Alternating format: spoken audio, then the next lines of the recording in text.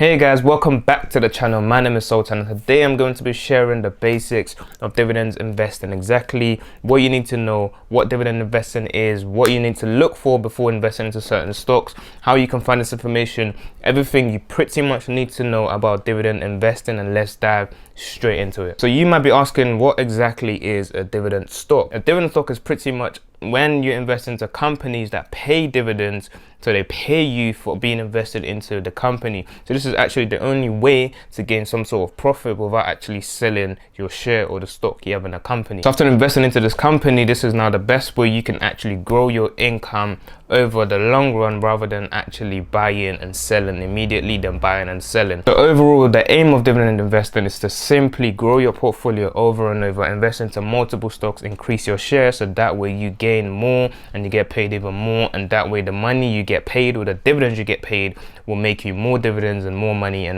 over time.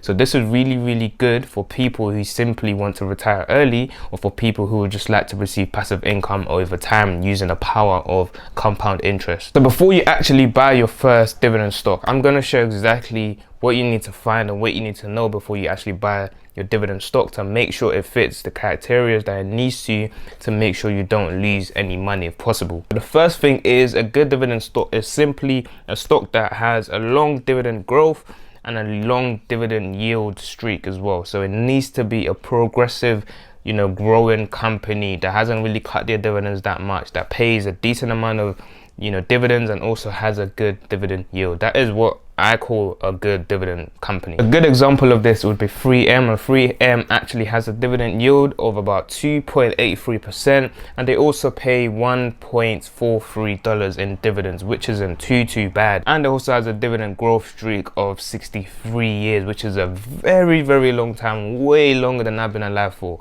So this means that no matter what happens, through all the crisis and the market crashes and everything like that, 3M has stayed very strong and hasn't cut their dividends. So what this means for you is that 3M is a very trustworthy company, and they probably wouldn't let you down at any moment in time.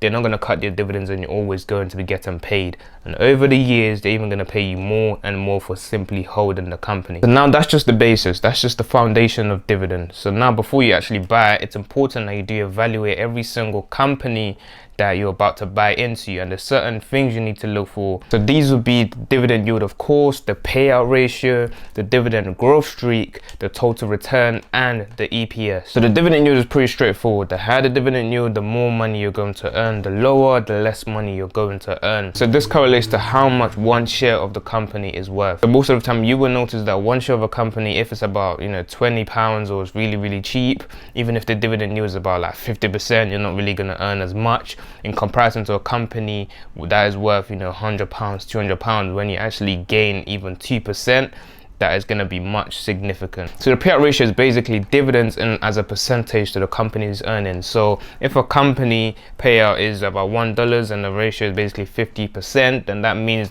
they're going to be paying 50 pence to every dollar that they make. So you don't really want this value to be too high when you're investing in a company, simply because if a company is paying out all the money they're earning from their shares to shareholders, then this simply means that the company isn't really investing much in the company itself, and it's not going to grow that much. So you don't want this value to be too high. You pretty much want it to be around below 50%, so that way the company is actually investing its money into the company, and they're also paying good dividends to their shareholders. So dividend growth streak is just how long the dividend has been growing for. And as I mentioned earlier, 3M has 63 years of dividend growth streak, and what this pretty much shows is how reliable are they likely to cut their dividends if the market crashes? Are they really stable? Are they always going to keep increasing the amount they pay? And what's just going to happen? So that is what this growth streak symbolizes. So really and truly, you want to be going for dividend kings and dividend aristocrats. So these are pretty much companies that have been growing their dividends for several years, and these are like strong companies to look for. Now the fourth is the total return return. Total return is also important. To me, it's important. So the total return is simply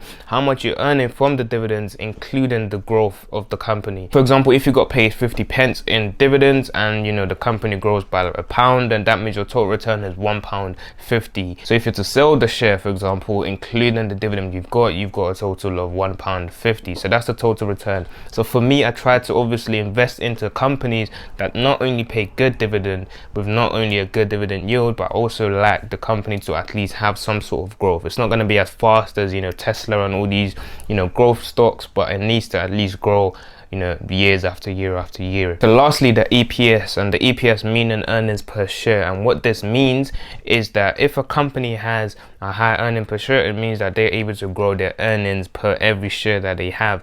And what this means to you investors is if the company has higher earnings per share, they're going to pay more to shareholders. So the higher this value goes, the more money you also get. The lower this value goes, the more money you're going to also get. So a company actually having, you know, an increase in earnings per share, this means that you are likely to get paid more and more, which then goes back to the dividend streak growth and everything along that line. And all of this now works together to give you the best dividends company. Now, I'm not saying that if, you know, a company has, you know, one bad earning and or, you know, one of these aren't too good, I'm not saying don't invest. I'm not actually recommending you do anything in this video. I'm just actually telling you what you need to know to invest into, you know, dividends. I'm not a financial advisor, but be sure to, of course, do sufficient research. At least make sure that they tick some of these boxes if you really want to be safe. But if you do want to take some risk, you can invest into high yield dividend stock, because most of the time high yield dividend stocks are the less safe one. They pay more, but it is risky because they could cut their dividends at any point in time. So a perfect example of this is actually AT&T, and if you go back to the video I uploaded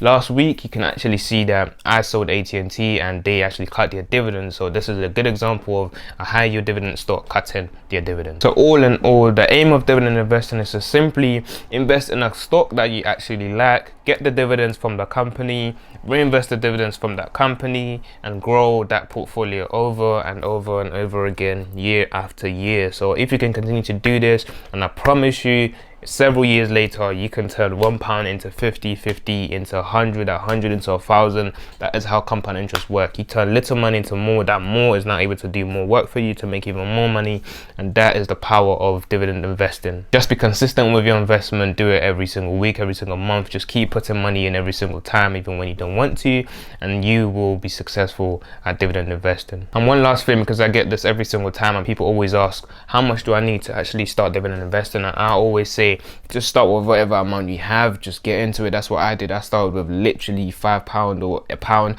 and I split that into whatever. So just start whatever money you have and just keep working from there, because you start with £1 simply allows you to actually get accustomed to how the stock market works and just understanding how it works, and you know when things go down and go up. So start with £1, eventually increase that to 10 to 20 to 50 to 100.